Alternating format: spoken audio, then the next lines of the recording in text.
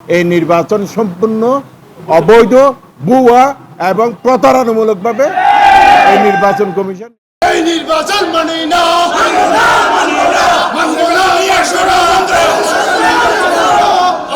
অবিলম্বে নতুন তফসিল ঘোষণা করা থাকতে হবে। অবৈধ, ভুয়া এবং প্রতারণামূলকভাবে এই নির্বাচন কমিশন নির্বাচনটা করার জন্য পায়তারা করছিল। এই নির্বাচন কমিশন যেহেতু গঠন মন্ত্র মোতাবেক বাতিল হয়ে গেছে, তাহলে ওনারা নির্বাচনের আর কোনো কাজ করতে পারবে না।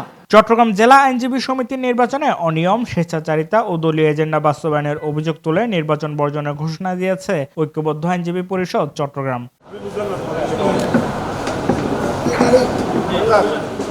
আজ বুধবার দুপুরে চট্টগ্রাম আইনজীবী মিলনায়তনে আয়োজিত এক সংবাদ সম্মেলনে সংগঠনের নেতৃবৃন্দ এই ঘোষণা দেন। সংবাদ সম্মেলনে তারা অভিযোগ করেন নির্বাচন কমিশন নিরপেক্ষতার পরিবর্তে পক্ষপাতমূলক আচরণ করছে এবং একটি নির্দিষ্ট পক্ষকে সুবিধা দিতে পরিকল্পিতভাবে নানা অনিয়ম সংঘটিত হচ্ছে। প্রার্থীদের কোনো তালিকা তারা প্রকাশ করে নাই, কিন্তু আমরা দেখেছি ইতিমধ্যে তারা কিছু প্রার্থীকে তারা বলেছে তারা নির্বাচিত হয়ে গেছেন এবং বাকি প্রার্থী যারা আমাদের আইনজীবী ঐক্যবদ্ধ আইনজীবী পরিষদের প্রার্থী যারা তাদের মনোনয়ন বাতিল করা হয়েছে বা কেন করা হয়েছে, ওদো বাতিল করা হয়েছে কিনা এই ব্যাপারে নির্বাচন কমিশন থেকে এখনো কোনো ঘোষণা আসে নাই।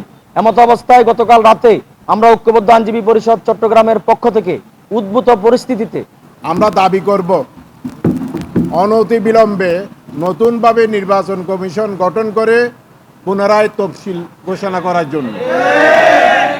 নচেত আমরা কিভাবে দাবি আদায় করতে হয় এটা আমাদের জানা আছে। আমরা সেইভাবে পদক্ষেপ নেব এবং সেই পদক্ষেপে তাদের ষড়যন্ত্র তছনছ হয়ে যাবে। এই নির্বাচন সম্পূর্ণ অবৈধ, ভুয়া এবং প্রতারণামূলকভাবে এই নির্বাচন কমিশন নির্বাচনটা করার জন্য পায়তারা করছিল। আমরা এই জন্যে আজকের এই নির্বাচন সংবাদ সম্মেলনের মাধ্যমে বর্জন করলাম।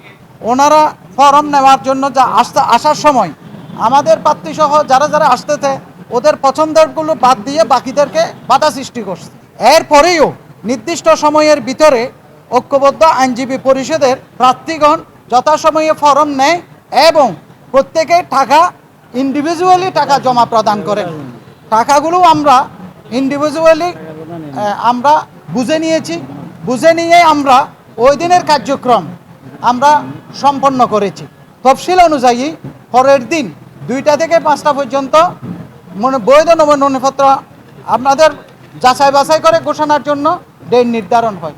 নির্ধারিত ডেটে সময়ের মধ্যে আমরা যথানিয়মে আমরা উপস্থিত হই।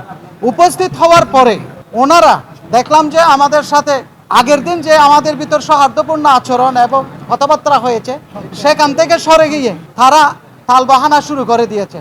তাদের অভিযোগ অনুযায়ী নির্বাচনে অংশগ্রহণকারী প্রার্থীদের মনোনয়ন ফর্ম সংগ্রহ ও জমা দেওয়ার ক্ষেত্রে বাধা প্রদান করা হয়েছে। একই সঙ্গে এখনো পর্যন্ত বৈধ ভোটার তালিকা প্রকাশ করা হয়নি। এছাড়া নির্বাচন কমিশনের বিরুদ্ধে সরকার দলীয় প্রার্থীদের বিনা প্রতিদ্বন্দ্বিতায় বিজয়ী ঘোষণার অবৈধ চেষ্টা চালানোরও অভিযোগ তোলা হয়। যখন 3টা বাজে আমি সেক্রেটারির পদে নির্বাচন করার জন্য আমি ফর্ম সংগ্রহ করতে আসলাম, তখন আমাকে ঢুকতে দিল না। ওরা আমাকে তীব্রভাবে বাধা দিল, আমাকে হেনস্থা করলো, আমার শার্ট ছিঁড়ে ফেললো। ওখানে আমার বিএনপিপন্থী ভাইয়েরা ছিল, ওরা ছিল সবাইকে মুষ্টিমেয়ে 2-1 উশৃঙ্খল আচরণ করেছে। উশৃঙ্খল আচরণ করে ওরা আমাকে ঢুকতে দেয় নাই। আমার শার্ট, বাম হাতের শার্ট ছিঁড়ে ফেলেছে, এগুলো আপনারা জানেন, দেখেছেন। আমার হাতে আঘাত করেছে। এগুলো আঘাত করার পর আমি অতি কষ্টে খুব কৌশলে আমি আমার জুনিয়র রেজাউল করিমের মাধ্যমে যে কোনোভাবে আমি একটা ফর্ম সংগ্রহ করি। তখন 4:30 বাজে, কিন্তু আমাকে ঢুকতে দেয় নাই 4:30 পর্যন্ত অপেক্ষা করার পরও। ভোটে যেতে ওনাদের সৎ সাহস নাই, সেই জন্য প্রধান নির্বাচন কমিশন এবং ওনাদের 2জন অপর নির্বাচনী কর্মকর্তা এই সাহস করেন নাই। ওনাদের নেতৃবৃন্দ সহ সবাই বারবার বৈঠক বসে এই জাতীয় নগ্ন সমঝোতা করতে না পেরে ওনারা সর্বশেষ চলে গেছেন। এখন আসি, যেদিন আমাদের প্রার্থী মনোনয়নপত্র সংগ্রহ এবং জমাদান ছিল, সেদিন আমি দেখেছি তারা আমাদের কয়েকজন প্রার্থী, একজন প্রার্থী সভাপতি প্রার্থী যিনি এলডিবির দায়িত্বে আছেন, শাহাদাত হোসেন, অ্যাডভোকেট শাহাদাত হোসেন, উনি সভাপতি হিসেবে প্ল্যাটফর্ম নেওয়ার জন্য এসেছেন। উনি একজন সিনিয়র আইনজীবী। ওনাকে আমাদের সামনে টেনা হেঁচড়া করে মারধর করে ওনাকে আমাদের অফিস থেকে বের করে দিয়েছে। আমি তখনও আমি সাথে সাথে প্রতিবাদ জানিয়ে প্রধান নির্বাচন কমিশনকে বলছিলাম, আমি এইভাবে যদি আপনার দলীয় লোকজন এভাবে যদি প্রার্থীদেরকে হেস্তনেস্ত করে, আমার এইখানে নির্বাচনী কর্মকর্তা থাকার আমার কোনো প্রয়োজন নাই। তারা আরো জানান, বর্তমান পরিস্থিতিতে নির্বাচন অনুষ্ঠিত হলে তা আইনজীবীদের প্রকৃত মতামত প্রতিফলিত করবে না। এজন্য অবিলম্বে সব অনিয়ম বন্ধ করে স্বচ্ছ ও গ্রহণযোগ্য পরিবেশে পুনরায় নির্বাচনের দাবি জানান তারা। এই নির্বাচন কমিশন বাতিল করে নতুন নির্বাচন কমিশন গঠন করে নতুন তফসিল দিয়ে পুনরায় নির্বাচন আহ্বান করে, এইটা আমাদের দাবি। Safayet Morshed, news day 24।